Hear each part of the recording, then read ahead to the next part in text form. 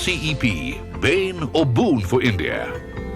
Hello and welcome to this very special conversation on CNBC TV 18. While of course the global trade headlines have taken all the attention, but there's other conversation which also is picking up a lot of sense is the RCEP and of course the India's participation in the regional comprehensive economic participation. Is it a bane or a boon is what we are discussing today. I'm Manisha Gupta and joining me on the panel is Mr. Rajiv Kher, who's distinguished fellow RIS and also former Commerce Secretary. Mr. Sesagiri Rao is Joint MD and Group CFO at JSW Steel. I also have with me Mr. R. Gopalan, who's former Secretary, Department of Economic Affairs, and we also have Mr. Sanjay Jain, who's MD, TT Textiles. Mr. Kher, I want to begin with you first, and of course, it has been many months now that we have been discussing this. Since the conversation started in 2012, it has been 27 rounds of negotiation until now, and there are some easy,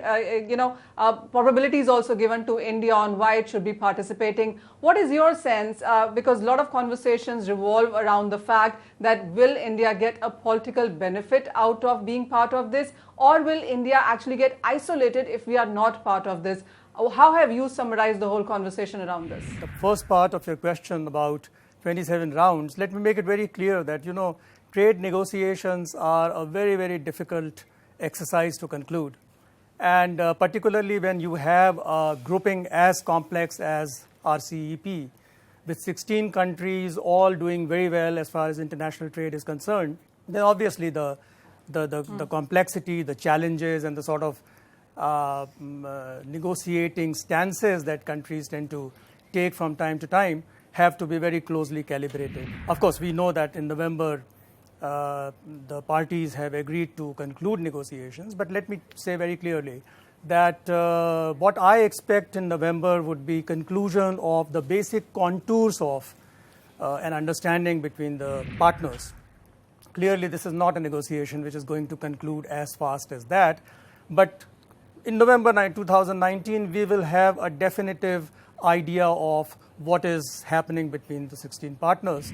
And my take is that if everything goes well, then RCEP might become effective 2 years down. Now, coming to the second part of your question, well, yes, RCEP is a challenge. It's a big challenge. First of all, we need to look at the global economy. We need to see how transition is taking place. We also need to look at in another broader context of the manner in which geopolitics is playing out. The trade conflict between the US and China, and the fact that Chinese and the Indian economy is slowing down. And finally, we need to recognize that the fulcrum of manufacturing or fulcrum of production systems as such has moved from the west to the east. And this is not new. This is happening for quite some time.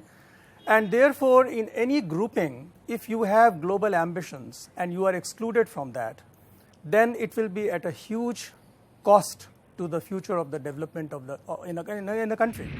Now, having said that, I am also conscious of the fact that alone cannot be a reason for us to join a grouping. I mean, exclusion, of course, is an extremely important aspect, but clearly we should also be seeing some gains.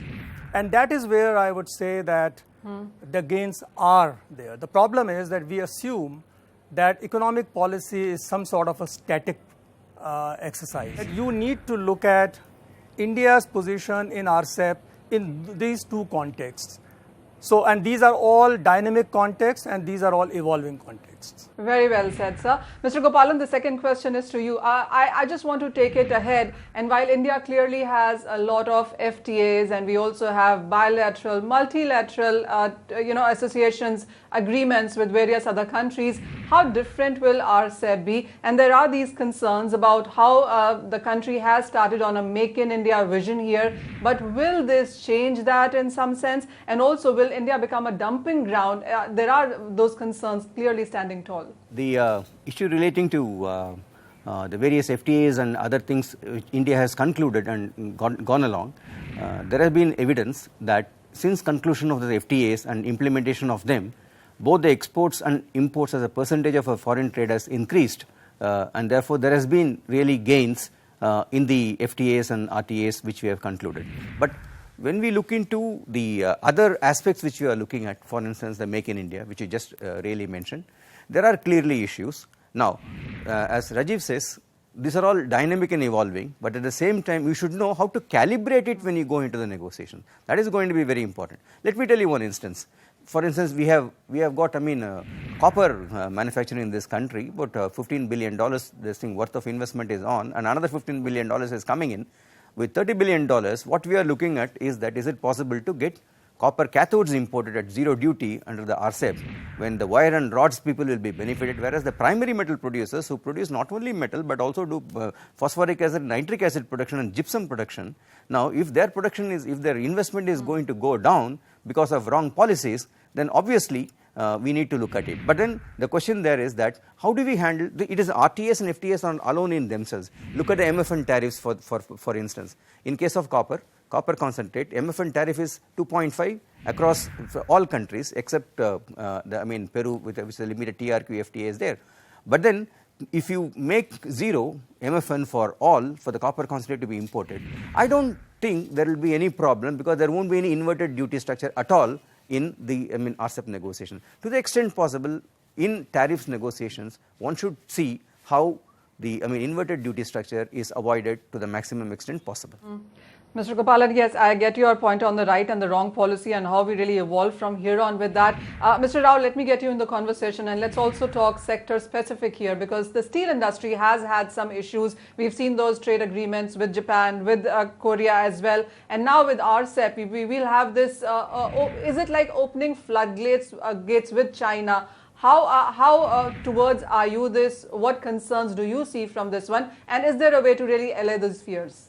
No, industry is very much concerned. If you really see whatever FTAs we have signed so far, particularly 2010 and 2011, where we have signed with Asian countries and Japan and Korea, the trade deficit in the year 2010 with these countries was $15.5 billion, whereas 2019 it was $42 billion. So trade deficit has substantially increased relative to what it was in the year 2010. I agree the point that there is an increase in the overall trade connectedness are concerned, but who gained in the process? India has very heavily lost in this game, because our exports are concerned more or less remained at the same level of 14% of the total trade, whereas imports are concerned, they have substantially increased. That's why the trade deficit impacted us. So in this context, should we sign any future agreements, or should we have to be careful while signing those agreements, thereby these mistakes which we have done in the past are not repeated? I think whatever FTAs that have been signed recently, if you look at it, there are several safeguards, several review mechanisms have been built in the FTAs and the regional trade agreements. Thereby one country is not gaining on account of this opening up of market. Particularly India, when we wanted to sign RCEP, where we have a large domestic consumption, as pointed out earlier, that there are inverted duty structures. In order to avoid this problem, there should be bilateral safeguards with trigger mechanisms, and also several review mechanisms have to be built in, which are in line with what other countries have done. Thereby the mistake which we have done in the year 2010 and 2011 is not repeated. Just taking that point forward and coming to you, Mr. Jain, as Mr. Rao said, that you have to work on all areas here, make a balance so that the Indian industry also is not impacted. So the plus, of course, is to improve competitiveness. But on the other side, it also is to ensure that you are not impacted by the forex, that the deal in any sense is not that really puts pressure on you. What plus and minus do you see coming out of the RCEP? The biggest threat that textile, which is the largest employer industry also in the country, is from China. Because we all know China today has surplus textile capacity built in. And with this US-China friction, there's a very big danger of them dumping and pushing their products to the next best consumer market, which they have just around the corner, is India. Hence, it's very important that due care is taken, especially when it comes to China. Other countries, yes, the issues are there, but not so big. And finally, any FTA is a give and take. And overall, I would like to emphasize one very important point. Why are we always scared of FTAs and pacts? The reason is that we are not competitive ourselves. If we are competitive internally, now India has all the raw materials that are needed in textiles. Still, we are not able to compete when it comes to the man-made fibers portion, which is the fastest growing portion of the textile industry, because cotton has a limitation of land. Now what is happening is, because of power costs, because of interest costs, because of various ease of doing businesses, which though we are improving, but there are still so many hassles for an industry to work in this country. That's the prime reason why in any FTA we have not been able to gain the way it was projected. So my request would be, even if I know we need to look at it from an open mind, we need the government to act in the interim period to make ourselves very competitive. And secondly, even if we open up, we should have a safeguard that if any particular line of product shows more than 10% increase over a period, then there should be some automatically safeguard to give the existing domestic industry some time to breathe and find his own way of taking on competition. Well, that point is well taken. And you know, whatever all of you are saying, China really seems to be emerging as a conversation point here. We'll take a short break. When we come back, we'll put some more focus on China and how India actually stands to gain or lose onto that relationship.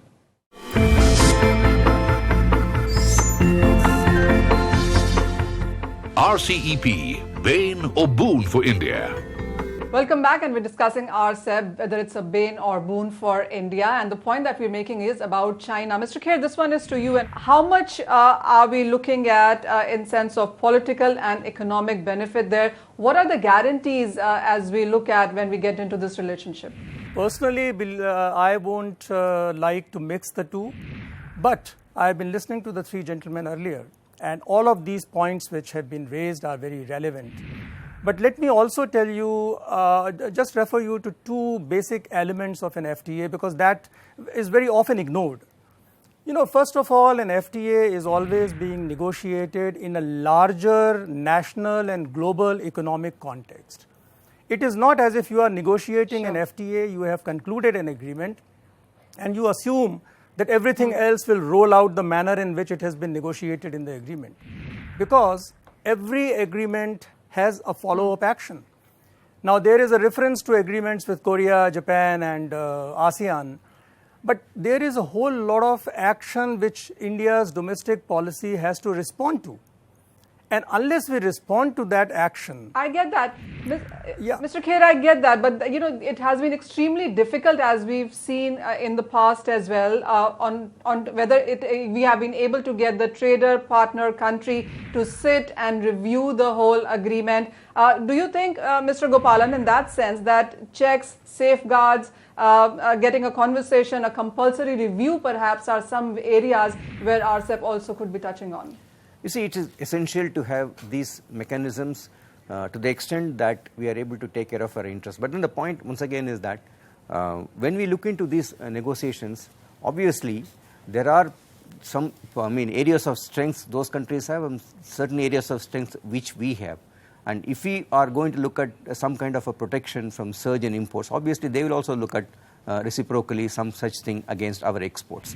The point here is that very important thing we need to keep is that we should, apart from this, we should ensure that all the NTPs are, to a greater extent removed. Standards are evolved uniformly across all the countries if it is feasible, or at least the standard of one must be in a position to be accepted by the other country. And the question of, trade remedy measures when surge in imports take place, there should be a faster mechanism to address it rather than going through the regular anti-dumping and anti-subsidy investigation process which we have. If these things are put in place, probably there will be lot of comfort to enter into deep tariff reductions in FTAs. Mind you, this is not sufficient. As pointed out by Rajiv and others also, our infrastructure is something which we have to look at, how to make this power, ease of doing business. You have got procedural simplifications. You have got exchange rate management, which come into this in a very, very big way. and skill development to ensure that we take advantage of all this is also a set of ecosystem which need to be looked into. And unfortunately, after every successive FTAs, we do not seem to, we presume that these FTAs will induce these changes in the system internally in the country, but unfortunately that has not taken place. So right. If the government really wants to get benefits of RCEP to the country, then they must ensure that there is a focused attempt to address all these issues to ensure that manufacturing becomes competitive, and therefore we will be in a position to get the advantage of RCEP for the country as a whole. Unless that is done, I don't think we'll reap the benefits right. of RCEP. And add to that also the investment cycle, which has been slightly shaky. So while of course we are looking at imports coming in, we are looking at improving competitiveness, but are the investments also coming in from the other countries into India? Mr. Rao, this one is to you. How would you look at imports surging? Would you continue with the same kind of investments that you are doing right now? What kind of checks and balances would you want when the agreement is signed? No, if you look at whatever has happened in the past, whatever agreements we have signed, for instance, steel, if I look at it, the FTA and ASEAN countries in the year 2010 constitute 26% of the total import of steel into India. If I look at in the month of August 2019, it is 77%. So 77% of the steel coming into India is at 0% duty. What are the exports we could do either to Japan or Korea or any of the other Asian countries? Our exports have not grown. There, as rightly mentioned, there are a lot of non-tariff barriers in those countries which we are not able to really access those markets, whereas we opened up our markets. One more very important point here is that as inverted duty structure somebody pointed out, even in the case of steel, steel is coming at 0% duty, whereas raw materials which is required for steel that is produced within India, like iron ore, let us say, or coking coal, you say, we have to pay 2.5% duty plus cess. So duties are there on the raw material. On the finished goods side, we are signing FTAs which are permitted to be coming into India at 0% duty. There is a huge amount of impact. If you look at the cumulative trade deficit which our country has with these FTA or Asian countries, vis-a-vis the investments which have come into India from these countries, investment is much, much lower than the total cumulative trade deficit which has happened with these countries today. Well, yes, those are the concerns then. This one is to you, Mr. Jain. So even if we are getting access to the overseas market by eliminating tariff, there are various concerns right now. But are you willing to get into this with the line that, yes, there is pain now, but there is perhaps gain later? Are you willing to go with that? Yes, I think so. We need to keep an open mind with necessary safeguards, as Mr. Gopalan also said. Whenever there is a surge, there should be a provision for immediately taking action to ensure that it doesn't become a flood. And secondly, we need to see which are their core areas, which are our core areas, because textile is a labor intensive field. And past experience has been seen that wherever we've opened the gates, if you see the last few years post GST, imports have surged. We have seen double-digit growth of imports while exports have stagnated. So we need to really study sector-wise. I'm not saying we have a closed mind to it. Sector-wise, with necessary safeguards, with necessary gap, so that even Indian industries get sufficient time to reinvent themselves and see in the areas in which they should stay in the business and areas how they should build their competitive strengths. And most important, again, I would like to reiterate, no FTA, no pact is bad if we are made competitive to go out and capture the world market. All right. With that, we'll wind this up. Of course, this is what our experts are telling us, that there are concerns that need to be addressed by the industry, but the process is expected to be evolving and dynamic with enough safeguards in place and also remedy measures that will be brought in later. But it's at least going to be 2 years, even if it is signed in this month of November. So that is what we are going ahead with at this point in time. Thank you so much, Mr. K. Gopalan, Mr. Jain, and Rao as well. Thank you for being part of this discussion. Keep watching CNBC TV 18.